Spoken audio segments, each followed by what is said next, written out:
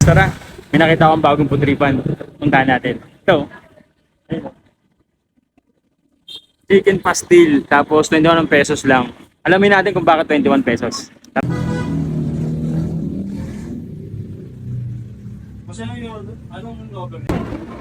Another food trip day na naman tayo. Napadayo nga ako dito sa Pasig para puntahan ang isang tindahan na pinipilahan at dinudumog ng mga parokyano. PST or Pastil sa Tabi nga ang pamagat ng kanilang store. Open nga sila everyday from 7:30 AM to 9 PM. Pagdating nga ng hapon ay dagsa talaga ang mga tao dito. Mga estudyante nga ang kanilang pangunahing customer.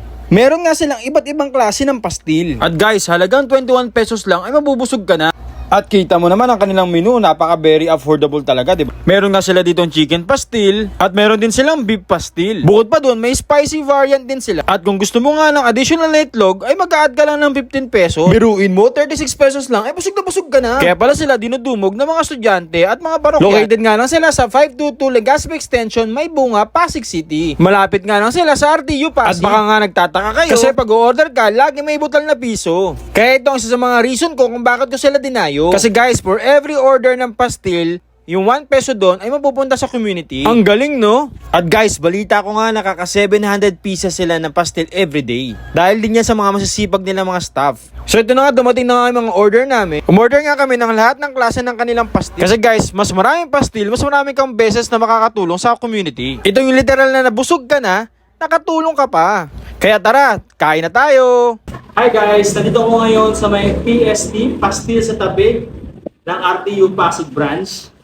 At located lang sila sa 522 Legazpi Extension, May Bunga, Pasig City.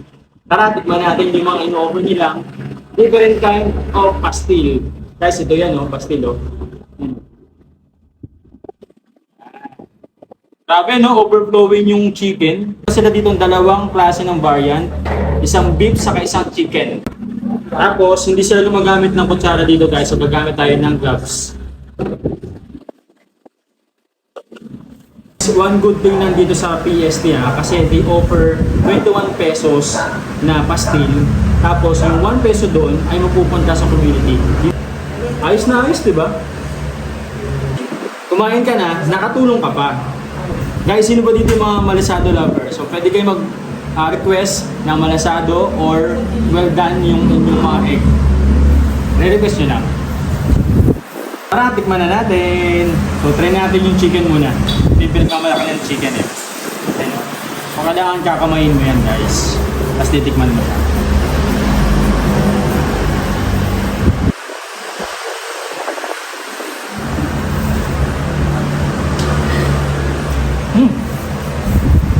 Wala sa chicken ha.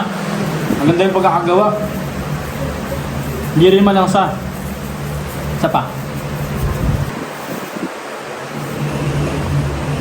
Tignan naman natin yung ating beef spicy pastil. Ito yan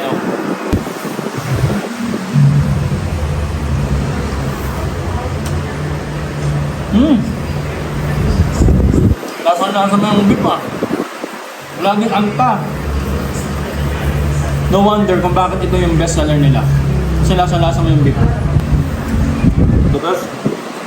Isang solid at sulit na experience nga ang napuntahan na naman natin. Kasi hindi ka nga lang mabubusog, makakatulong ka pa. At nakakatawa nga ang advokasya nila na tumulong sa community. Ito nga isa sa mga video na tumutulong talaga sila sa komunidad. Bukod pa doon, meron din silang cat and dog feeding program at nag-support din sila sa mga school event. No wonder kung bakit din talaga sila dinudumog ng mga parokyan. At guys, gantong-ganto dapat talaga yung mga sinusuportahan natin kasi alam mo, nag-give back talaga sila sa community. Okay guys, hinahayaan po namin kayo dito sa Pastil sa Tabi, RTU Pasig. Located po tayo dito sa Legazpi Extension, Barangay May Bunga, Pasig City. Worth of 21 pesos. Pasok sa budget mo. Sir, bakit nga po ba 21 pesos yung mga pastil? Kaya po 21 pesos sir, yung 1 peso po ron para po sa community outreach program po namin. Bali nakatulong ka na, nabusog ka pa. Kaya guys, if you haven't to like this video, don't forget to like and share para mas marami pa tayong matulungan ng mga business at makakain ng mga food tripan. So yun lang, bye-bye!